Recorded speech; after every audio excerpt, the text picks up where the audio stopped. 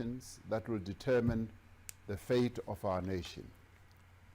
As individuals, as families, as communities, it is you who will determine whether we experience the devastation that so many other countries have suffered, or whether we can spare our people, our society, and our economy from the worst effects of this pandemic. We know that the most effective defense against this virus is also the simplest. Welcome everyone. Washing our hands regularly. We're just gonna watch the president live, wearing a talking face now mask, keeping about at everything. least a 1.5 meter distance from other people, avoiding touching our faces with unwashed hands, and cleaning surfaces that we touch regularly. Hey everyone. It is through diligently and consistently observing these basic practices that will make us overcome this pandemic. There are now 22,583 confirmed coronavirus cases in South Africa. Around half of these people have recovered, either because their symptoms I'm good, guys. have been mild or because of the care that they received in our hospitals. Tragically, some 429 people have lost their lives. To their families, friends, and colleagues, we offer our deepest sympathies. Your loss is our loss. There are now just over 11,000 active coronavirus cases in the country. Of these, 842 patients are in hospital, and 128 of these are in intensive care. The number of infected people could have been much higher had we not acted when we did to impose drastic containment measures. This is hectic. We are consequently in a much better position than many other countries were at that stage in the progression of the disease. As a result of the drastic containment measures we've taken, we've been able to strengthen our health response. As of today, we've conducted well over 580,000 coronavirus tests. Yeah, so more many. than 12 million screenings. This is much more than what many other countries, especially on our continent, have been able to do. There are nearly 60,000 community health workers who have been going door to door across the country to identify possible cases of coronavirus. In preparation for the expected increase in infections, around 20,000 hospital beds have been and are being repurposed for COVID-19 cases. And there are 27 filled hospitals that are being built around the country. A number of these hospitals are ready to receive coronavirus patients. At the same time, we have experienced several challenges, including a shortage of diagnostic medical supplies such as test kits. Sure, this is hectic. As a result of the great demand for these supplies across the world. This has contributed to lengthy turnaround times for coronavirus testing, which in turn has had an impact on the effectiveness of our programs. But we are attending to this. The scale and the speed of the public health response to this emergency has been quite impressive. But there is still much more that we still need to do. We have known all along that the lockdown would only delay the spread of the virus, but that it would not be able to stop it. Until there is a vaccine available to all, the coronavirus will continue to spread in our population.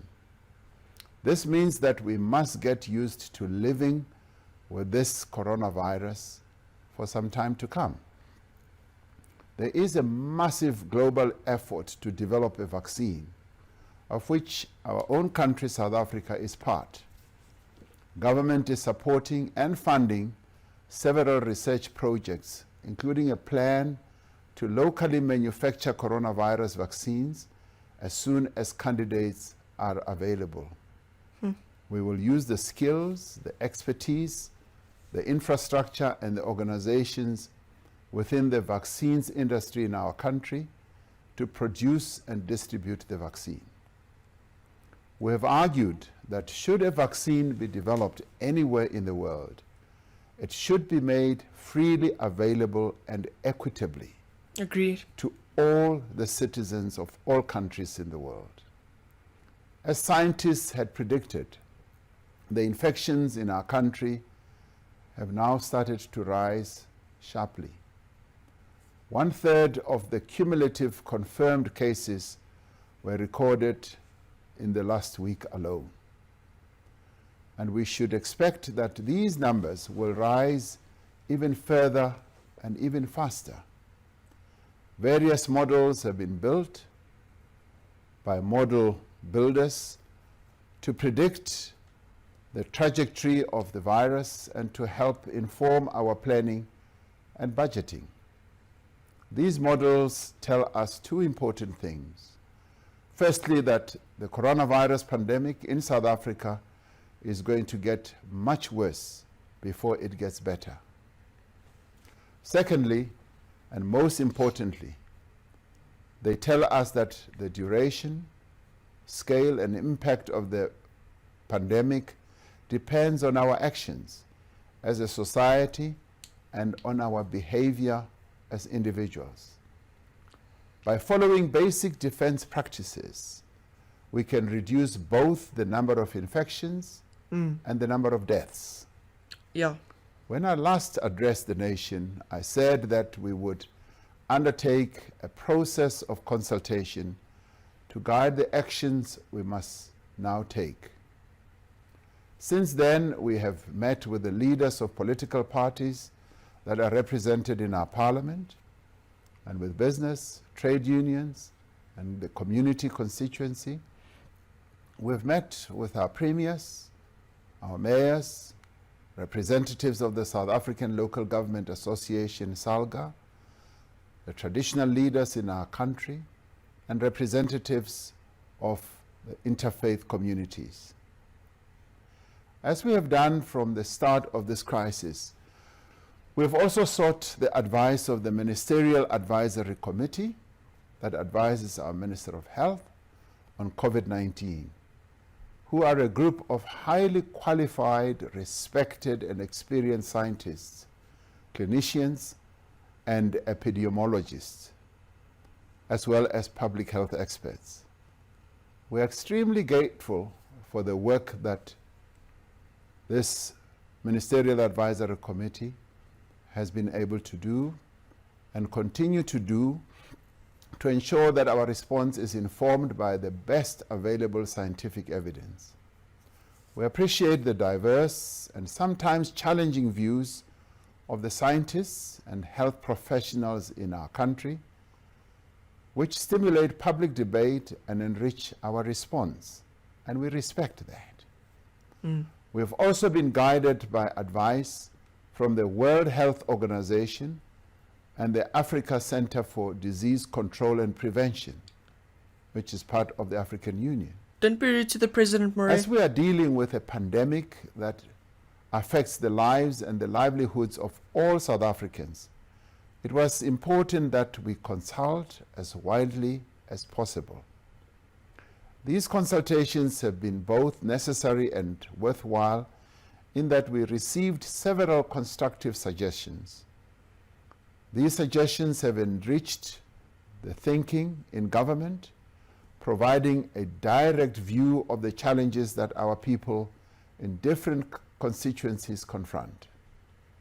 The groups we consulted are as diverse and as varied as the South African people themselves. And all of them agree that we acted appropriately and decisively to slow the spread of the virus. Yeah.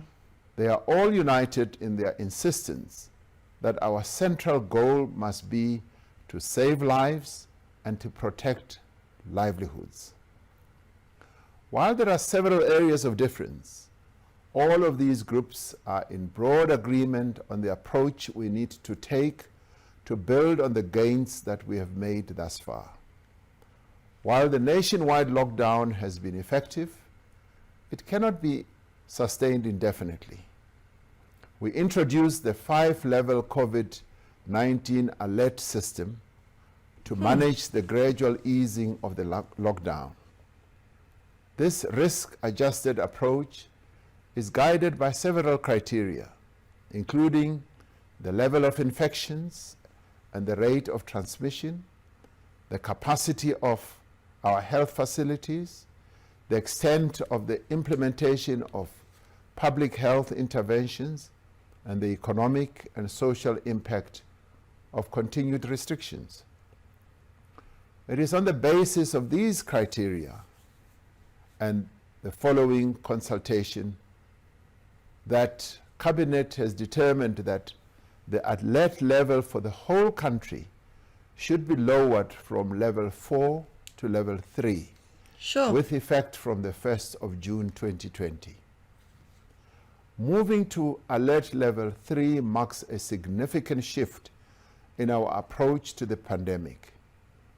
This will result in the opening up of the economy and the removal of a number of restrictions on the movement of people, while significantly expanding and intensifying our public health interventions.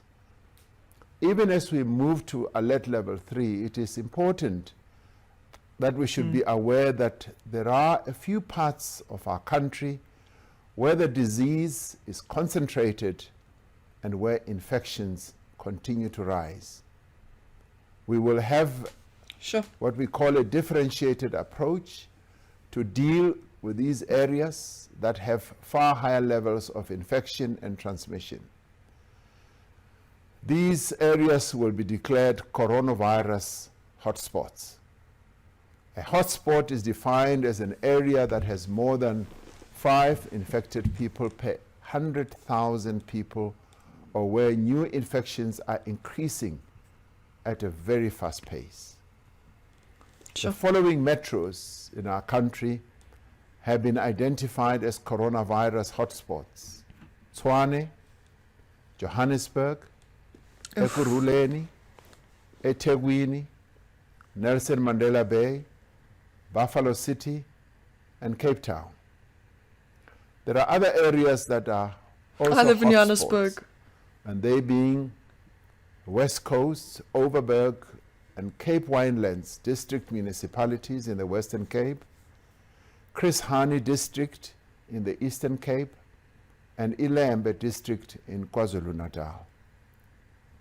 We are particularly concerned about the situation in the city of Cape Town and in the Western Cape generally, which now has more than half the total infections in the country.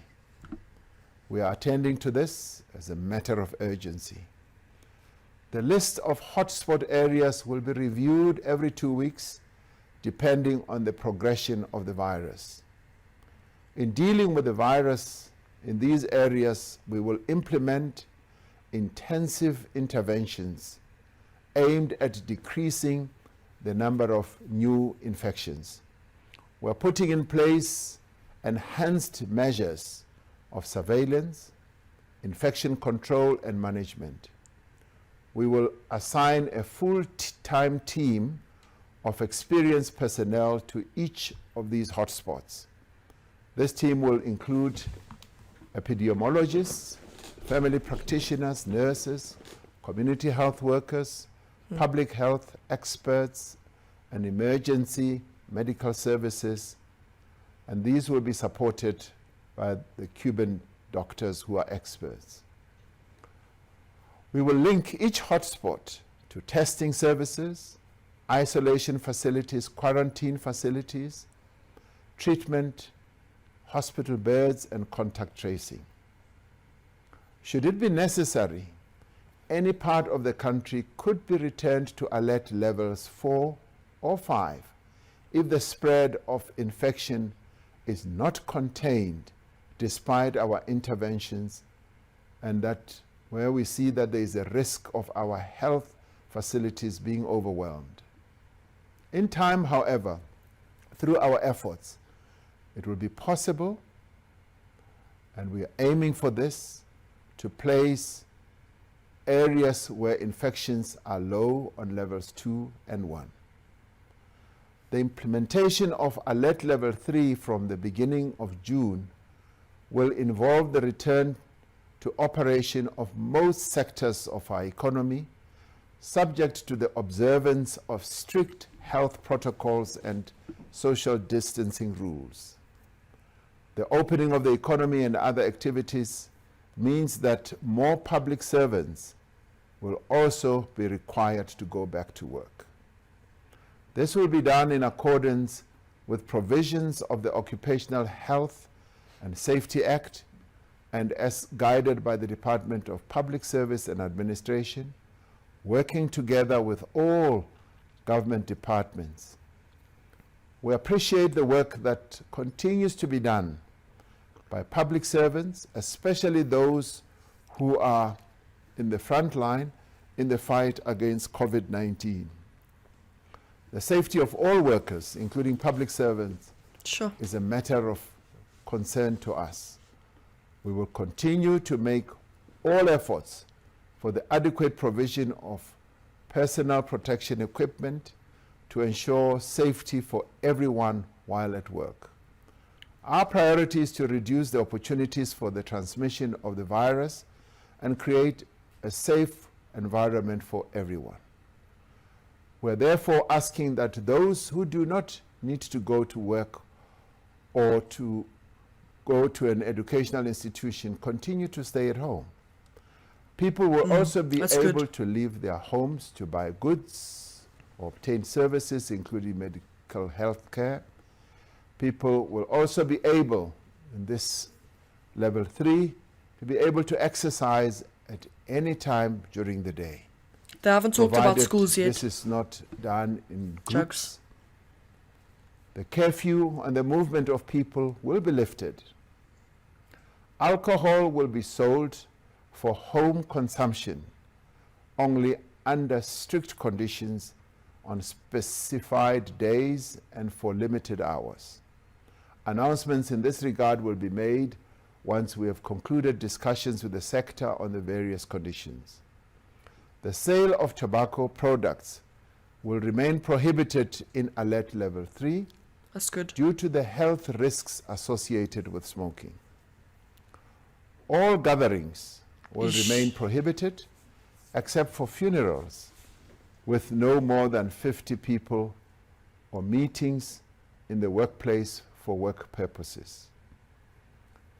Any place open to the public where cultural, sporting, entertainment, recreational, exhibitional, organizational, or similar activities may take place will remain closed.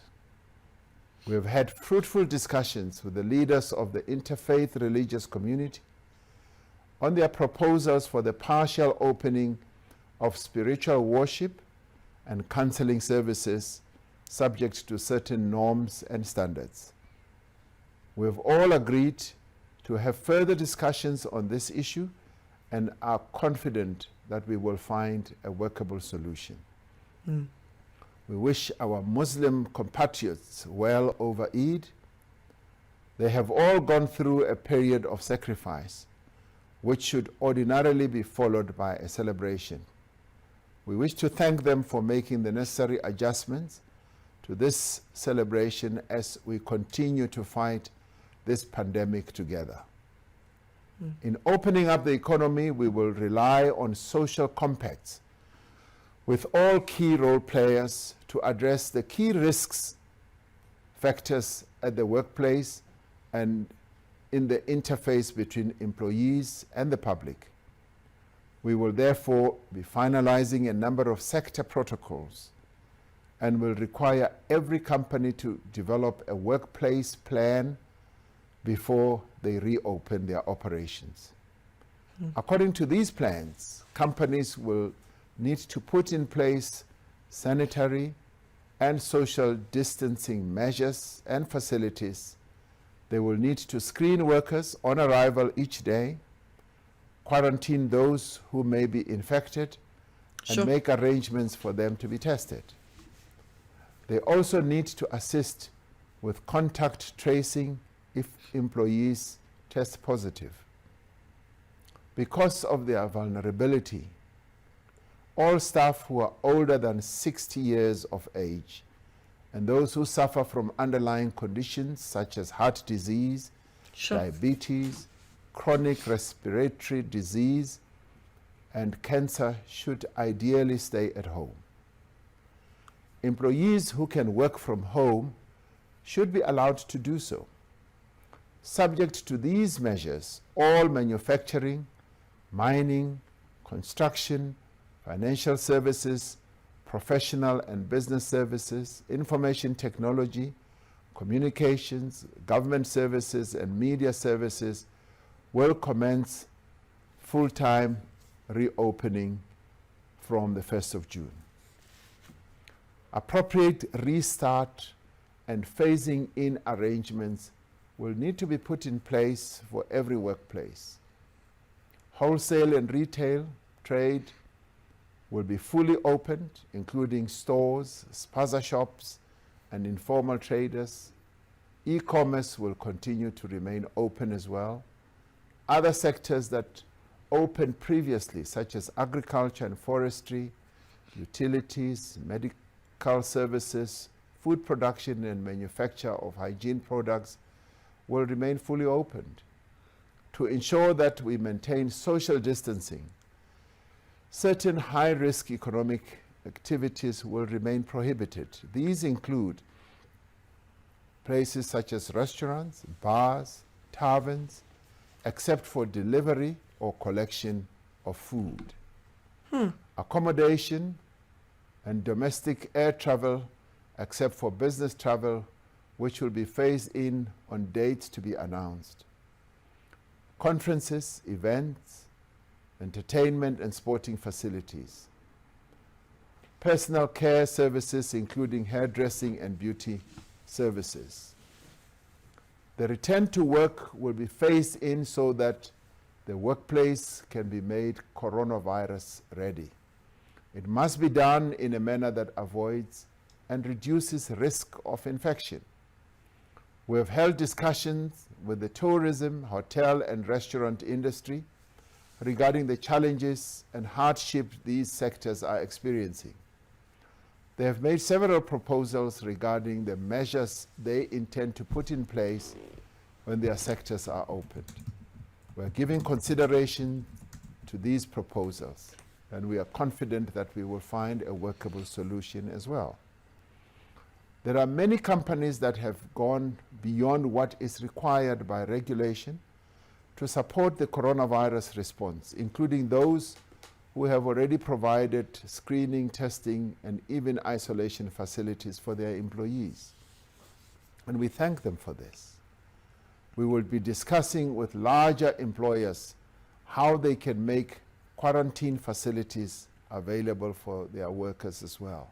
That's good. That's We really applaud good. those companies and individuals that have contributed to the Solidarity Fund and in other ways to our response. And these include companies such as Volkswagen, which is building a field hospital in an unused factory in Nelson Mandela Bay that will be able to accommodate up to 4,000 beds.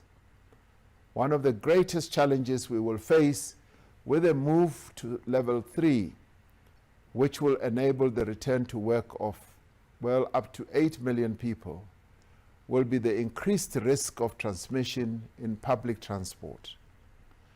We need to have a partnership between commuters, taxi and bus operators, business and government to take our people to places of work safely.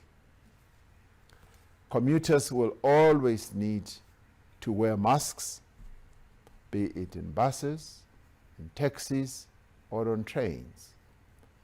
to wash their hands before and after they have traveled, and Wow. avoid touching their faces with unwashed hands. That's good. Commuters will also need to keep a safe distance from other commuters. Taxi and bus operators need to observe the regulations to be announced by the Minister of Transport, including ensuring that their vehicles are regularly sanitized. A number of businesses have advised us that they are looking at how they can reduce congestion We're not sure yet, on Safwan. public transport, including through staggering working hours and providing transport for employees. Our national borders will remain closed except for the transport of goods and the repatriation of our nationals. Another difficult challenge that we had to confront is the reopening of schools. Our priority is the health and well-being of learners, students, educators, and workers in these institutions. We are also concerned about the growth and development of our children, Someone's alarm and went that off. an entire generation of learners should not be permanently disadvantaged by this pandemic. We are therefore taking a cautious and a phased approach to the reopening of schools, guided by medical advice and in consultation with all stakeholders. We will be resuming classes for grades 7 and 12 learners from the 1st of June. Strict infection control measures and, where necessary, additional water and sanitation infrastructure are being put in place to enable social distancing, regular hand washing, and learner safety. Measures are also being put in place to ensure safety as children access the school nutrition program and learner transport. The school calendar will be revised and the curriculum will be trimmed so that we can still recover the 2020 year school. It is understandable that there is some concern about the reopening of schools, Yeah. and I must stress that no parent will be forced to send their child to school if they are worried about safety at the school. That's amazing. But if we all work together, if we diligently follow all the precautions and protocols, we'll be able to keep our schools safe. We're also taking a phased approach to the resumption of learning at institutions of higher learning.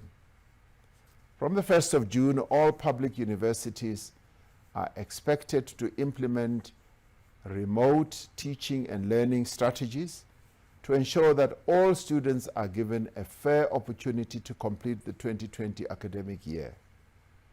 With the start of Alert Level 3, no more than a third of the student population will be allowed to return to campuses on condition that they can be safely accommodated.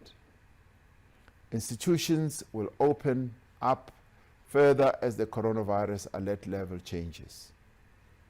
As we mobilize our health resources to meet the expected surge of coronavirus cases, we must make sure that we do not create the space for the emergence of other health crises. Routine health services should therefore be fully opened and continue to provide services with attention to childhood immunization, contraceptive services, antenatal care, diagnosis and treatment of tuberculosis and HIV, management of chronic diseases, and support for survivors of gender-based violence. We need to consistently affirm that the rights of all people to life and dignity stands at the center of our response to the coronavirus, and that we must stand firm against any actions that infringe on these and other basic human rights that our people have, as guaranteed by our Constitution. Fellow South Africans, we have witnessed the courage of those who have continued to work throughout the nationwide lockdown, Yeah, we caring have. for those who are sick, providing food and basic services, working to keep our country going under difficult conditions. The burden of the lockdown has been most severe for those least able to bear it. Now it is time for most of us to return to work and to resume parts of our lives that have been on hold since the lockdown began. However, I want to emphasize that the easing of some restrictions does not mean that the threat posed by the coronavirus has passed or that our fight against the disease is over. In fact, the risk of a massive increase in infection is now greater than it has been since the start of the outbreak in our country. Oh my word. Now is the time when we must intensify our efforts and deepen our cooperation. Now we look once again to you, to your actions and to your sense of responsibility. We look to you to uphold the sanctity of life and the dignity of all people. We also look to you to protect the weakest and most vulnerable amongst us. We look to you to demonstrate the solidarity and compassion that has characterized the response of the South African people to this crisis. In meeting this grave challenge, we will move ahead as one people, united in action and determined that we will surely overcome. At this time, more than any other, we are reminded of the words of the father of our nation, Madiba, when he said, "It is now in your hands." May God bless South Africa Amen. and protect its people. Amen. I thank you. Amen. Yo, okay. Okay. The microphone is muted. The microphone wasn't muted. Oh my word.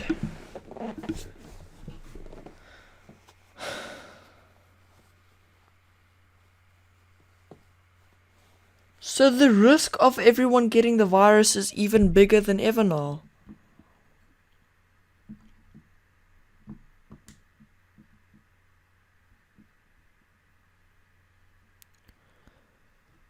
Oh my goodness.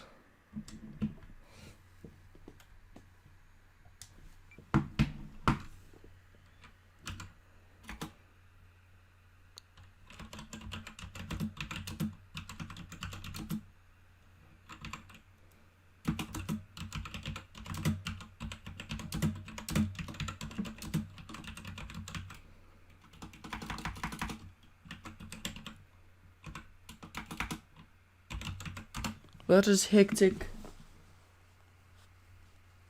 Yeah, look man. It's crazy. I'm on YouTube.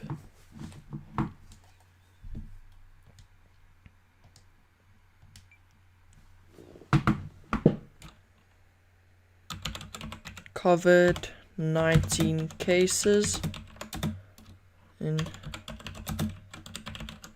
South Africa. Let's see this.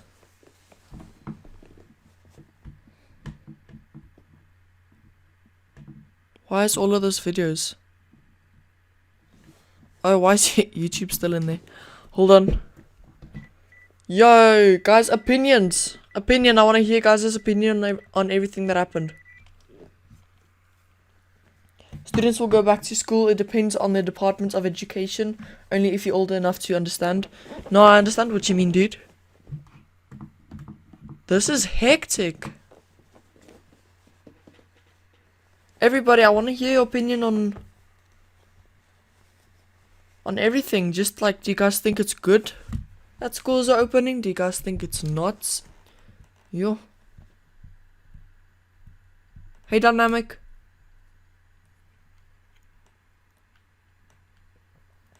Symptoms. Case. Cough, fever, sore throat. Yeah, yeah. It's horrible, I agree. It's sad. Cyril closes schools at 150 cases and opens at 22,000. Hey Jude. They don't want us to get corona, they're trying to prevent us from getting corona.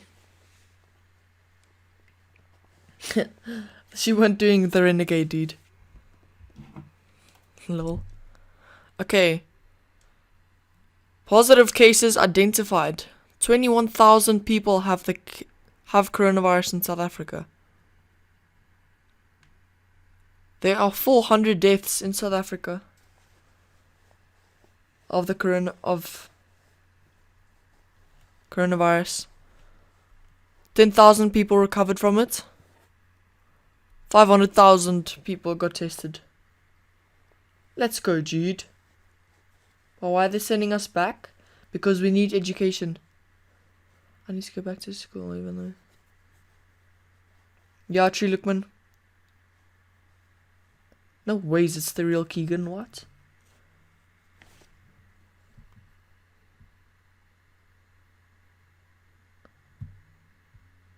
Nah, Carrick, please keep it family friendly.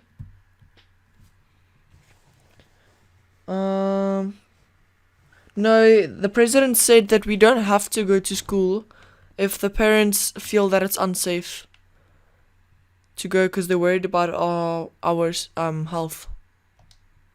Then they said we don't have to go. God bless everyone, boys.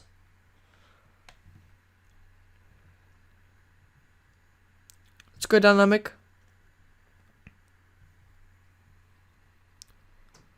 Sure. Okay, guys. I'm gonna end the stream and start a new one. You guys heard everything that the president said.